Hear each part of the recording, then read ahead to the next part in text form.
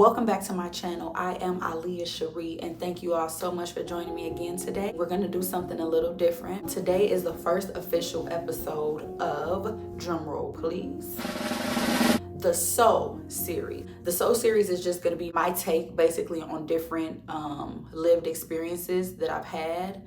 And I'm not an expert in any of these areas. It's just, again, my experiences, my opinion, and it's also a way for me to engage you and to get your thoughts and to get different conversations started, important conversations that I think need to be had. See, I got my green on today. If you don't know, May is Mental Health Awareness Month. So as we close out the month of May, I thought this would be the perfect way to begin the Soul series. So, you're thinking about starting therapy. Stay tuned. So far, my experience with therapy has been a great one. Let me first start by saying that I first wanted to begin therapy, I think at the age of 6, somewhere between 6 and 10. Like that time was different. And I wanted to go. But of course, back then, therapy was not widely discussed. It was seen in a negative light, kind of how it is even still today. If you was going to therapy, something was wrong with you. And it's unfortunate that people thought like that and still think like that. But I'm a Black woman, Black community, you know, it's a stigma with mental health. So I did not start therapy back then.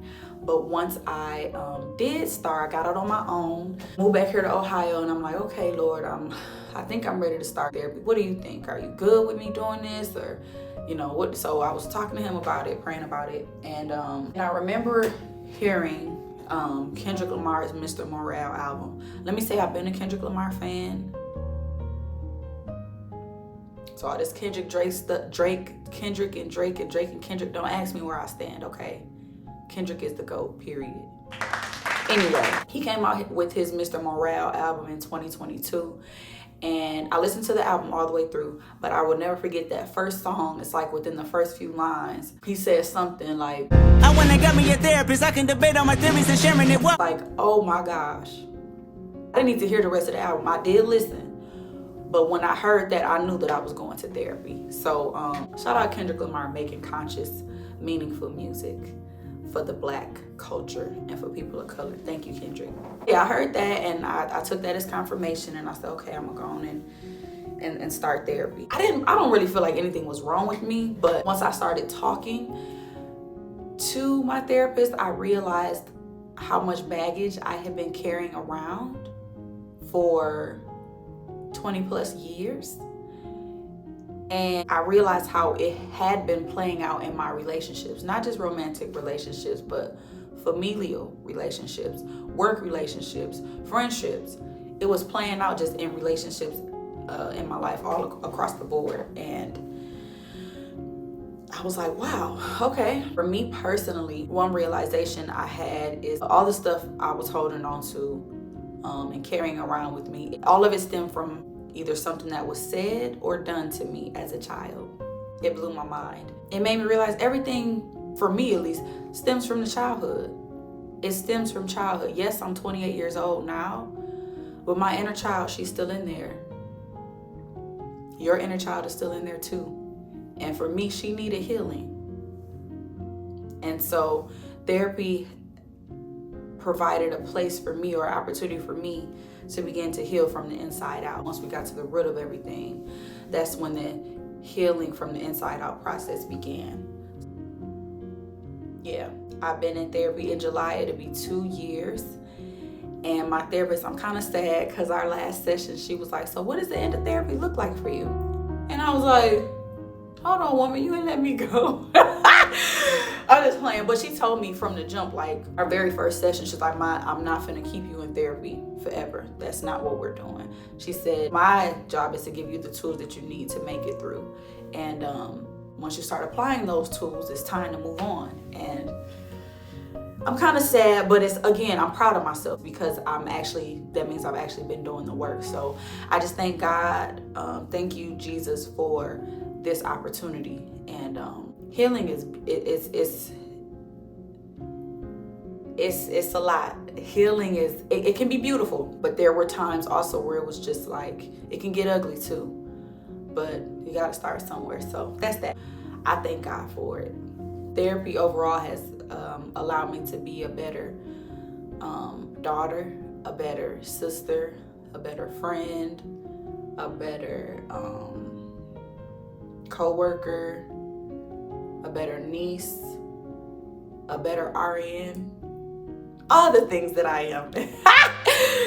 It's allowed me to be better. So like I said, I just thank God for the experience and for just giving me that push to go. So are you thinking about going to therapy? If you are, even if you're not, still listen. But if you are, here are some tips. Like I said, I'm not an expert.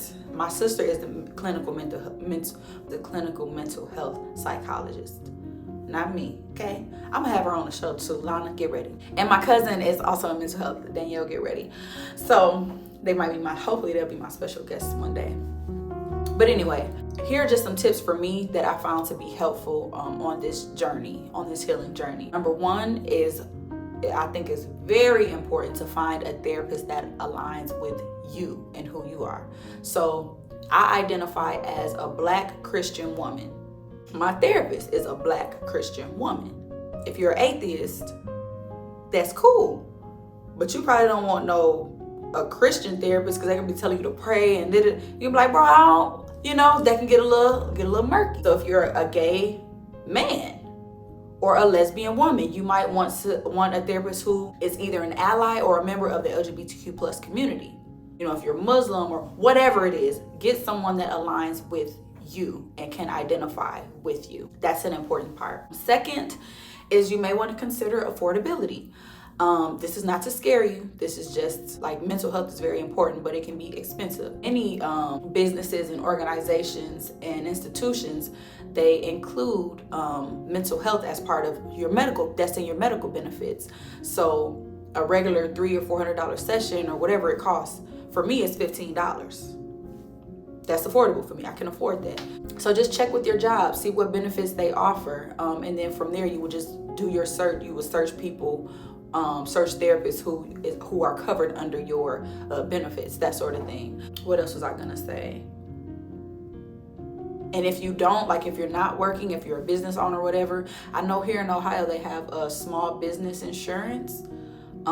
So it may vary. Just research that too. And finally, if you're going to therapy, make sure you're going for you. This is you. This is your healing. So don't look for approval from everyone. Some people you may never get it from. There are people who just don't agree with going to therapy, and that's their business. And I respect that. But if you want to go, you got to go, and you got to do it for you. Again, some people may not agree with your decision, but you have to do what's best for the sake of your mental health and your sanity. So, and if you're spiritual, whatever, pray on it. I'm always going to say pray on. I pray about everything. Me and Jesus is like this in real life. That's my dog. And we so close. He don't mean no offense when I say that, because that's how close we are. But yeah, just pray about it. Yeah, I personally would recommend you go to therapy if you've recently experienced a major life change, if you are grieving, if you recently lost a loved one, or if you're just curious and want to talk, just go. Just having, this is not in my notes, but I know some people feel a way about telling strangers their business. For me, if you talk to family or friends, they're already one-sided because they know you. They know how you are. They know how you operate. If they're a good friend or family member, if they're close with you. So that can be, to me, a conflict of interest. And then if you're talking about somebody that they're cool with, they can get offended. Like it can just, or they may be the problem. So no, you don't want to talk to them. But with the therapist, having someone who is neutral and on the outside looking in, it could be very helpful and very beneficial. I like to use if anybody watches All American like me, Spencer James, his name in real life is Daniel Ezra, and he goes to therapy. And he said it's basically like it's like a sport. So football, for example, you're on offense. You're in the game, you playing, y'all down or y'all up, whatever, the score don't matter. You come back out the game and you're talking with either the offensive coordinator or the coach or this person, and they're telling you, hey, I see what you're doing. You're doing this great, but how about you try this for this play? Or for this one, how about try this route instead of this, and then they put you back in the game. That's exactly how therapy is. I thought that was a perfect analogy. And so I just wanted to share that. I want to hear from you. So if you're in therapy and if you're not ashamed to talk about it in the comments, let me know what your experience has been like. And if you have any advice for people who are considering. And if you're not in therapy, what are some questions you have? What's the holdup with you going to therapy? Or is it something you're open to? Okay. That's all I have for today, y'all. I hope this was a helpful and enlightening message for you overall. And I look forward to hearing from y'all. Take care of yourselves, not just your physical health and well-being, but your mental health as well. Thanks for watching. See you next time.